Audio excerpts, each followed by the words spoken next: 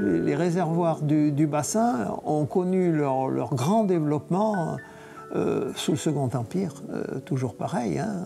Les réservoirs sont anciens, ça a été créé en 1765, comme ça, hein. Il y avait le baron de Sivrac, un pauvre homme, qui avait 120 000 hectares dans le coin. Et il a fait venir des sauniers de Charente-Maritime, essentiellement. Et ces pauvres bougres, pendant 4 ans ou 5 ans, ont creusé, ont aménagé ce système en plusieurs étapes, hein. Mais c'est un travail gigantesque, hein. Il y a toujours eu du sel jusqu'en 1845 où de Boissière a racheté là, et il a conservé le sel, mais en 1850, il y avait 100 et quelques hectares qui étaient utilisés pour faire du poisson, voilà le poisson qui arrive, et puis une vingtaine d'hectares pour faire du sel, parce qu'il y avait encore des sauniers. Donc il y avait une exploitation mixte, parce qu'on s'est rendu compte très tôt, quand on faisait rentrer l'eau du bassin pour la faire évaporer, il rentrait aussi des petits poissons. Et ce poisson, donc, a connu son heure de gloire toujours pareil, sous le Second Empire.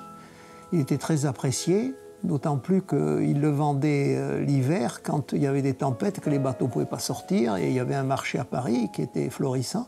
Mais il faut dire que ces réservoirs étaient jardinés. C'était une gestion parfaite, qui peu à peu a périclité parce qu'il y avait de gros travaux d'entretien à faire et on n'a pas fait les travaux, on a continué à pêcher du poisson, de moins en moins.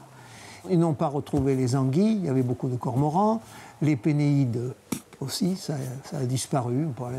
Alors entre-temps, il y a eu des projets fous à Certes, il faudrait écrire un bouquin là-dessus.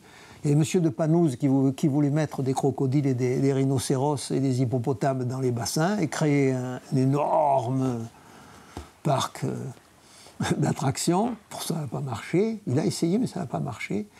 Il y a eu un projet pour construire 400 cabanes, rien que ça.